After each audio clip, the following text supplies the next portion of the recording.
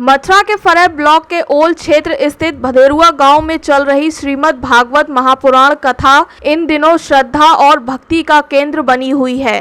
पिछले 6 दिनों से चल रही इस कथा में दूर दराज और आसपास के दर्जनों गांव से हजारों की संख्या में श्रद्धालु पहुंच रहे हैं। कथा के छठे दिन कृष्ण रुक्मणी विवाह प्रसंग पर पूरा पंडाल भक्ति भाव से सराबोर हो गया और राधे राधे व जय श्री कृष्ण के जयकारों से वातावरण गूंज उठा। गोवर्धन से आए कथावाचक श्री अष्टावक्र महाराज अपनी मधुर वाणी से भगवान श्री कृष्ण की बाल लीलाओं, माखन चोरी, गोवर्धन लीला और रासलीला का भावपूर्ण वर्णन कर रहे हैं। जैसे ही उन्होंने रुक्मणी के पत्र और भगवान श्री कृष्ण के द्वारिका प्रस्थान का प्रसंग सुनाया, श्रद्धालु भाव विभोर हो उठे। इस अवसर पर विवाह की भव्य झांकी भी सजाई गई, जिसमें स्थानीय बच्चों को दूल्हा दुल्हन के रूप में सजाया गया, जिसे देखकर श्रद्धालु भावुक हो गए। महिलाओं ने पारंपरिक मंगल गीत और बधाई गीत गाकर माहौल को और भक्तिमय बना दिया। कथा प्रतिदिन दोपहर 12 बजे से शाम 4:30 बजे तक चल रही है।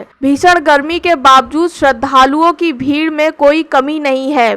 आयोजन समिति द्वारा प्रतिदिन कथा के बाद सादा प्रसाद का वितरण किया जा रहा है, जिसमें हलवा, पूरी, सब्जी और चने का प्रसाद भक्तों को दिया जा रहा है। कथावाचक श्री अष्टावक्र महाराज ने कहा कि श्रीमद् भागवत कोई सामान्य ग्रंथ नहीं बल्कि पंचम वेद है। इसके एक श्लोक का श्रद्धापूर्वक श्रवण भी 100 गाय दान के बराबर पुण्य देता है। उन्होंने कहा कि कलयुग में भागवत श्रवण ही सबसे सरल और सुलभ साधन है मुक्ति का, और भदेरुआ गांव की श्रद्धा वास्तव में अद्भुत है। आयोजन समिति के मुख्य आयोजक दीवान सिंह ने बताया कि उनके पिता स्वर्गीय निरंजन सिंह का सपना था कि गांव में भागवत कथा का आयोजन हो, जो अब पूरा हुआ है। उन्होंने बताया कि रोजाना 2 से 3 हजार श्रद्धालु कथा सुनने आ रहे हैं और 14 मई को होने वाली पूर्ण आहुति के साथ विशाल भंडारे में 10,000 से अधिक लोगों के लिए भोजन की व्यवस्था की जाएगी। इसके लिए तैयारियां तेजी से चल रही हैं और आसपास के गाँव में भी निमंत्रण भेजा जा रहा है।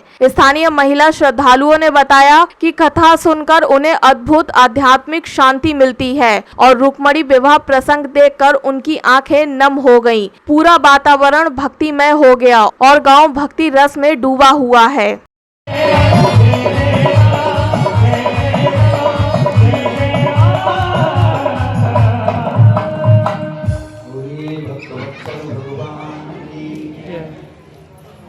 नारद जी के कहने पर भगवान व्यास ने 18वें पुराण श्रीमद् भागवत महापुराण की रचना की और सुखदेव जी ने जब तक अध्ययन किया तब तक घर में रहे, फिर वन में चले गए।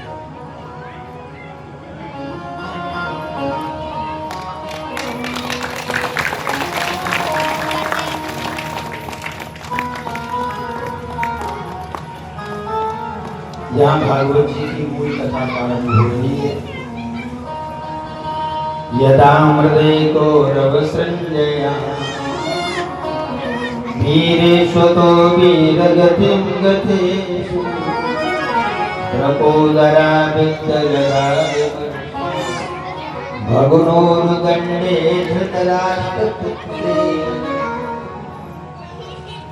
यदा माने जब, मृदे में संग्राम, कौरव संजया नाम कौरवों की सेना वीर गति को प्राप्त हो गई, उस समय का चैप्टर। भगुनोर्दण्डे धृतराष्ट्र,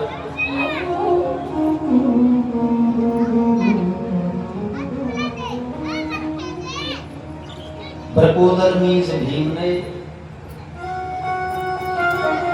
धृतराष्ट्र के बेटा दुर्योधन की जंगा तोड़ दी, उस समय की चर्चा है। अचेत दुर्योधन पड़ा,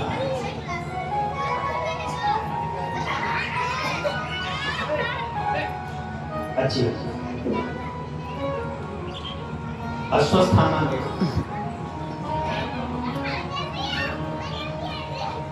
राजन, मैंने कितनी बार कहा कि आप मुझे सेनापति बना दो, लेकिन तुमने बनाया नहीं। अगर मैं सेनापति होता तो तुम्हारा ये हाल नहीं। क्या नाम है? कान्हा चौधरी नाम है। यहाँ भागवत का आयोजन हो रहा है।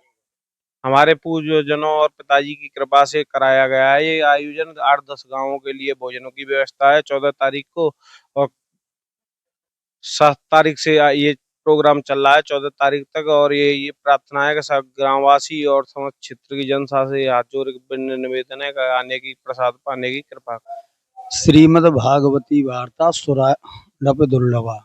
ये भागवत की चर्चा ऐसी है जो देव दुर्लभ है। इसके पान करने से पाप ताप संताप सब समाप्त हो जाते हैं।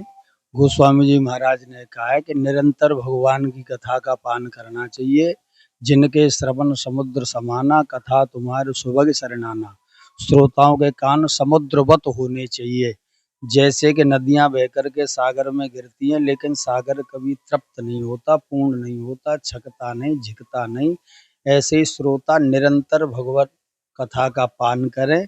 और भगवान की कथा जो है सेतु का काम करती है, पुल का, जोड़ने का। तो निरंतर भगवान की कथा का पान करें, बस यही कहना चाहेंगे। कलयुग में हरि नाम की बड़ी महिमा है। कलयुग केवल हरि गुण गाहा, गावत नर पावें भवथाहा। जय सिया राम।